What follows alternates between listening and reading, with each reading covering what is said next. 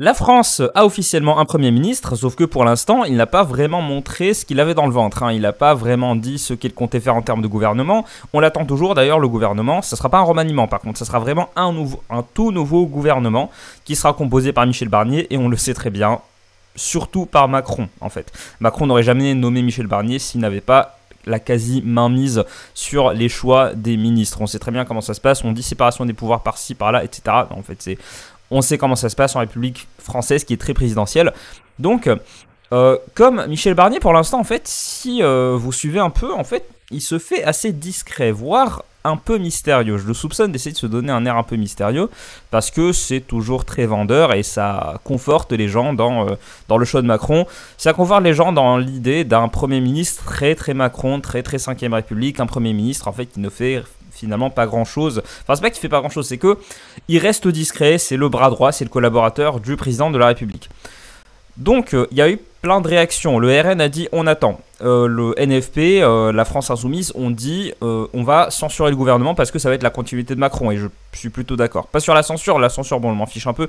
C'est toujours les mêmes mécanismes républicains. De toute façon, ça n'a aucune chance d'aboutir. Mais je suis d'accord dans le sens où ça va vraiment être une continuité. Macron n'aurait jamais choisi Barnier si c'était pas la garantie de pouvoir continuer à diriger la France comme il l'a toujours fait depuis 2017. Par contre, il y a d'autres personnalités qui sont allées un petit peu plus loin.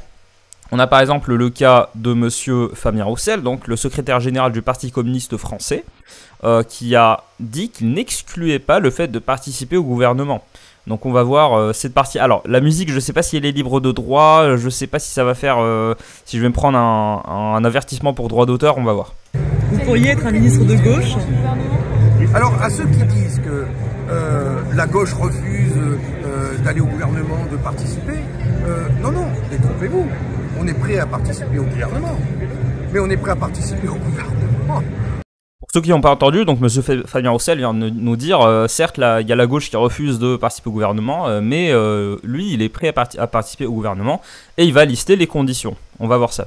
Pour apporter ce que les Français demandent.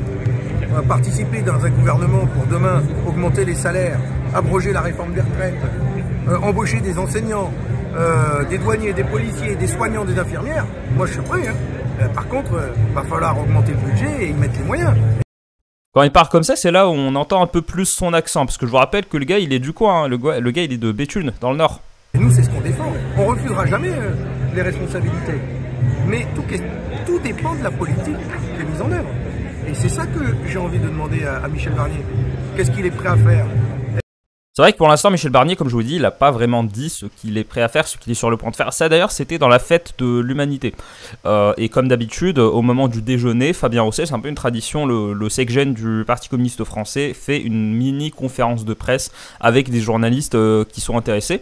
Donc là, ce qu'il a dit, c'est que on attend, mais il n'a pas du tout exclu de faire partie du gouvernement, ce qui le place dans une position qui est moins radicale que la position même du Parti communiste français. Je vous rappelle qu'il y a eu des responsables du PCF qui ont dit que on va pas le lâcher, qu'on va censurer, on va pas, en gros, vraiment l'opposition pure et dure à la NFP. Au final, en suivant les déclarations de la France Insoumise.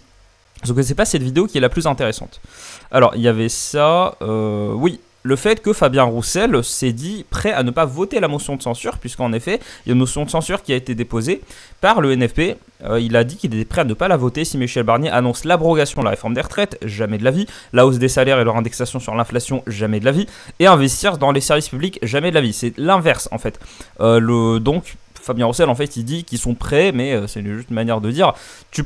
Il est en train de dire à Barnier, pour ceux qui n'ont pas compris, il est en train de dire à Michel Barnier, tu peux avoir des voix en plus, à condition que tu fasses du compromis.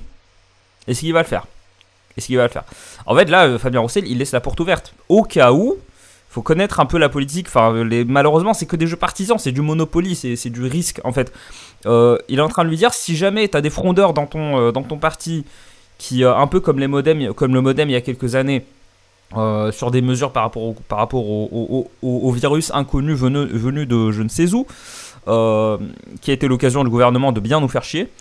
Mais Fabien Roussel, en fait, il est en train de dire, si jamais tu as des députés qui sont dissidents, tu sais quoi faire pour que nous, on soit de ton côté. Parce que certes, Michel Barnier, alors, il y a le PCF, mais PCF, je sais qu'il y a des gens qui vont me sauter dessus parce qu'ils auront que je défends le PCF, déjà pas du tout, je fais que décrire, mais surtout, Et si je défendais le PCF, c'est quoi le problème? Le PCF, certes, c'est Parti communiste français, il y a le mot communiste dans le nom, mais il faut avoir fait une chute à moto et s'être pris le bitume dans la tête et s'être pris un traumatisme crânien généralisé sur tout le crâne pour se dire que le PCF va faire de la France un pays communiste. Faut vraiment... Il y a des gens qui pensent vraiment ça. En commentaire, je vous vois les gens. Est-ce que vous avez suffisamment... Enfin, est-ce que vous n'avez pas suffisamment de jugeote pour constater que le Parti communiste français, aujourd'hui, c'est un parti social-démocrate avec un penchant un peu populiste, ce qui est très bien. C'est un parti social-démocrate très légèrement populiste, moins que la France insoumise. Mais est-ce que vous voyez, est-ce que c'est évident juste pour moi? Ou alors est-ce que c'est moi qui passe à côté de quelque chose? Ne venez surtout pas me dire ouais en fait ils te font ça pour te faire croire que en fait ils font la taquilla. Non, ta gueule. Non, non, non. Le PCF aujourd'hui, dans toutes leurs positions sur le temps très long, ils ont systématiquement été moins radicaux que la France insoumise. Aujourd'hui, le parti qui est de gauche plus radical, qui est de la gauche radicale, c'est la France insoumise. C'est surtout pas le Parti communiste français. Alors que la France insoumise avait cette vocation d'être un parti social-démocrate, c'est-à-dire qui ne combat pas le capitalisme en soi, mais qui veut plus de services publics, plus de redistribution, plus d'intervention dans l'économie. J'aurais fait une vidéo là d'ailleurs pour expliquer la différence entre communisme, socialisme, démocratie, social-démocratie, démocratie chrétienne, ce genre de choses. C'est une notion très importante. Pour comprendre le PCF aujourd'hui, il faut comprendre la notion de social-démocratie, cette idée selon laquelle on ne va pas instaurer la dictature du prolétariat, on va rester dans un mode capitaliste, c'est-à-dire avec la propriété privée comme prérequis à la production, mais beaucoup de redistribution, du service public, voilà. Donc, c'est même pas du socialisme en fait, parce que le socialisme, c'est pas ça. C'est de la social-démocratie. Donc le PCF, c'est ça. Et avec l'image de Fabien Roussel, c'est une image qui marche très bien. Malheureusement, électoralement, ça se traduit en rien. Parce que bon, les gars qui voteraient Roussel aujourd'hui, bah, ils sont partis chez Le Pen. Hein. Les classes populaires, ceux qui se sentent déclassés, tout ça. Il a ce penchant un peu populiste, un peu, regardez, je m'adresse aux classes moyennes et aux classes les plus pauvres. Pas les plus pauvres, mais en tout cas les classes qui aujourd'hui n'arrivent plus à consommer, vivent au jour le jour. Il essaie de s'adresser à ces gens-là. Il a fait sa vidéo où il s'était montré comme ça dans un camping avec une recette de tomates, il y avait des anchois ou des maquereaux, je sais plus quoi. Il essaie vraiment de se donner cette image, et je trouve que ça marche. Je trouve que ça marche parce que il y a un côté authentique, mine de rien. Le gars, il est riche, il est très riche, c'est potentiellement un futur homme d'État, il a de la thune. Mais par contre, en termes de communication politique, c'est très efficace. Je n'y crois pas une seule seconde, bien évidemment. Mais bon, moi je suis un connard qui analyse tout, donc j'y crois pas une seule seconde, mais en tout cas c'est efficace. Et donc Michel Barnier, en fait, voilà ce que je vous disais, c'est que Michel Barnier, ça reste quand même si voilà c'est Macron ++, bah Michel Barnier, ça reste quand même quelqu'un qui est issu des Républicains. C'est quand même la posture, on va dire, c'est le miroir de Fabien Roussel. C'est-à-dire le parti SOSDEM, qui était avant le parti socialiste, bah aujourd'hui ils ont été remplacés par le Parti communiste français en termes d'idées, en termes de présentation, en termes de popularité. Ne venez surtout pas me dire que Olivier Faure est plus populaire que Fabien Roussel, honnêtement. Fabien Roussel fait partie des politiciens les plus populaires, c'est pas pour rien. Bizarrement plus à droite qu'à gauche, parce que voilà, il incarne l'aile droite du NFP. On revient à l'article que je voulais vous montrer, donc voilà. Fabien Roussel, en fait, c'est tout à fait cohérent. Il est en train de dire à Barnier, si jamais il te manque des députés, tu sais quoi faire. Sauf que c'est de la politique, c'est du fonctionnement partisan, c'est des messages entre partis, voilà. Faut pas tomber dans le panneau non plus. Alors, il y avait cet article aussi que je voulais vous montrer. Justement, il faut tout faire pour qu'il soit abrogé. Un autre signe, justement, que Fabien Roussel essaie de montrer un air plus modéré, plus pragmatique, donc de potentiellement de faire passer le PCF à un parti de gouvernement, ce qui n'était jamais arrivé. Enfin, ce qui n'est jamais arrivé dans notre ère, enfin en tout cas de notre ère, on va dire. Parce que c'est déjà arrivé qu'il y a eu des ministres communistes, certes, mais un gouvernement communiste aujourd'hui, enfin avec des gens du PCF, vu la popularité, vu l'affront qu'a été ce parti, c'est très peu envisageable, mais c'est peut-être envisageable sous Fabien Roussel. Donc, il a dit, il faut tout faire pour qu'elle soit abrogée en parlant de la réforme des retraites, puisque, sujet de mes futures vidéos, parce que on n'a pas fini d'entendre parler de cette histoire, le RN a déposé jeudi une proposition de loi visant à abroger la réforme des retraites. Le sujet embarrasse la gauche, mais Roussel annonce que les députés communistes examineront le texte lors de leur journée parlementaire et qu'ils ne s'interdiront pas de le voter. Le RN, sujet potentiel d'une future vidéo, ils ont présenté ils ont fait une proposition pour abroger la réforme des retraites, qui était passée à coup de 49.3. Le problème, c'est que pour la gauche, c'est le RN qui l'a passé. Et il y a des gens qui disent non, mais c'est le RN qui présente ça, on ne vote surtout pas, parce qu'il y a un mode de la gauche. La gauche considère que le RN, voilà, c'est le mal absolu. Ils considèrent que le RN c'est le mal absolu, donc jamais ils ne voteront. C'est purement partisan, c'est de la politique politicienne pure. C'est du partisanisme, enfin c'est du côté partisan. Le côté partisan c'est classique qu'on trouve en politique. Donc on va lire quelques extraits. Alors que le RN a déposé jeudi un texte visant à abroger la réforme lors d'une journée réservée à ses propositions de loi, le patron des communistes, Roussel, a estimé ce vendredi qu'il fallait tout faire pour que cette réforme soit supprimée. Il a annoncé, en étant interrogé par la presse, que le groupe communiste, ils vont en discuter lors des journées parlementaires. Ils disent qu'il faut tout pour que cette réforme ne passe pas.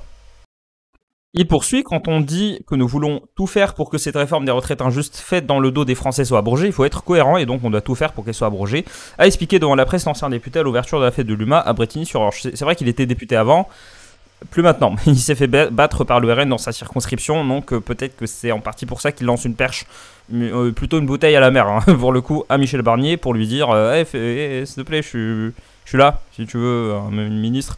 Les députés communistes parleront de ce sujet lors de leur journée parlementaire jeudi, a précisé Fabien Roussel, mais je vous réponds que nous devons tout faire pour qu'elle soit abrogée, on verra étape par étape, a-t-il insisté, sans dire explicitement s'il convenait ou non de voter ce texte du RN. La proposition de loi déposée par le RN doit être examinée lors de sa niche le 31 octobre prochain. Ah ouais, ce sera quand même dans longtemps, et ce sera à l'occasion de la discussion du budget. Le piège serait de ne pas la voter.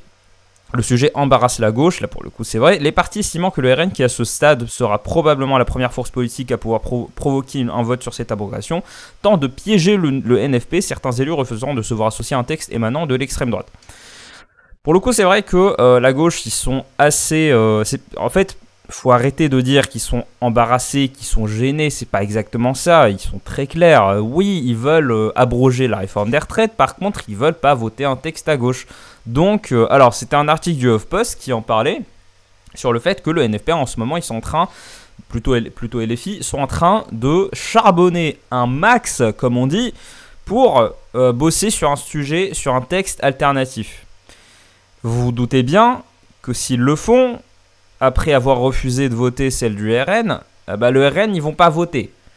Il y a juste quelques gonzes, peut-être quelques députés du RN, quelques députés PCF qui vont, enfin des députés PCF bien évidemment, qui vont voter pour un texte émanant du NFP, mais généralement ça a très peu de chances de passer. Donc en fait la réforme des retraites, c'est là où tu vois le côté partisan qui est assez vicelard. C'est que tu as la réforme des retraites et en même temps tu as des partis qui disent non, on veut pas que ça passe. Par contre on vote pas pour l'autre. Le RN, généralement, ils sont moins partisans là-dessus, mais je suis sûr que si le NFP refuse de voter la proposition du RN, bien sûr que le RN va refuser de voter pour la proposition du NFP. S'ils sont pas stupides, ils voteront tous la première fois, qu'importe si c'est le RN ou pas, pour éviter que cette réforme ne passe, pour faire en sorte qu'elle soit abrogée, pardon. Pour l'ancienne tête de liste communiste aux européennes, par contre, alors je reviens là-dessus, c'est vrai que le RN essaie de piéger entre guillemets le NFP, en gros ils essaient de montrer, je pense qu'ils ont eu des échos qu'on les accusait de collaborer avec le gouvernement. Là en fait ils sont en train de dire non, on est justement, on est contre la réforme des retraites. Donc après il y a le côté partisan qui joue, il y a forcément des gens qui vont dire ouais c'est une magouille en fait, machin truc. Bon, c'est pas très très intéressant de parler de ça, mais c'est juste pour vous dire que voilà, le RN essaie de prendre en étau, il essaie d'avancer dans ce sujet plus rapidement que la gauche pour montrer qu'ils sont une force d'opposition et aussi pour décrédibiliser un petit peu la gauche aussi au passage. Pas qu'un peu d'ailleurs, beaucoup. Pour l'ancienne tête de liste communiste aux européennes, Léon Desfontaines, qui n'est pas député, le piège serait de ne pas la voter, même s'il faut se démontrer systématiquement l'imposture sociale du RN. Il faut étudier le texte et s'il est bon, on doit montrer qu'on est au rendez-vous pour changer le quotidien des Français, ajoute-t-il, car les travailleurs ne réfléchissent pas en termes d'extrême droite. Pour le coup, il a tout à fait raison. Il a tout dit, c'est exact, c'est très juste, parce que si tu es vraiment contre la réforme des retraites, mais tu t'en fous que ça soit le RN qui la propose, tu t'en fous, tu l'abroges et puis c'est tout. Ensuite, on continue à se disputer. Ça sert à rien que les poules se battent s'il y a un renard dans le poulailler. D'abord on chasse le renard et ensuite les poules se battent. Cette question, vous la posez pour nous mettre en difficulté quant à lui regretter Fabien Roussel face à la presse, mais on ne sait pas si ce texte va arriver dans leur niche. Vous aurez peut-être distillé du poison à gauche inutilement. Réponse classique aux journalistes. L'an dernier, les indépendants du groupe Lio avaient dû renoncer à une initiative similaire dans l'hémicycle après un revers en commission sur l'article phare, abrogeant le départ à 64 ans. Il s'était heurté à un arbitrage de la présidente de l'Assemblée, Yael Braun-Pivet. Au titre de l'article 40 de la Constitution, elle avait jugé qu'un amendement tendant à réintroduire la mesure dans le texte était inconstitutionnel en raison de son coût pour les finances publiques. Pour le coup, c'est vrai, hein, c'est inconstitutionnel de proposer quelque chose qui aggraverait les finances publiques. Là, pour le coup, comme revenir sur la réforme des retraites, ça aggraverait les finances publiques, bah là, du coup, le RN, ils auront beaucoup de mal à faire passer devant la présidence de l'Assemblée nationale. Parce que je vous rappelle que les lois, on a le Conseil constitutionnel en France, mais les lois ne sont pas systématiquement analysées par le Conseil constitutionnel, à part les lois organiques, qui organisent la vie politique en France. Mais à part ça, il n'y a pas les lois, c'est pas systématiquement... Et passe pas systématiquement un contrôle de constitutionnalité pour vérifier qu'elles sont conformes à la Constitution pour une raison très simple, c'est que le président de l'Assemblée nationale, il le fait déjà. Le président de l'Assemblée nationale, il a une équipe, visiblement, elle a une équipe qui lui permet de déterminer, de travailler pour voir si un projet de loi qui est proposé il est constitutionnel ou pas. Donc il y a déjà un premier contrôle de constitutionnalité.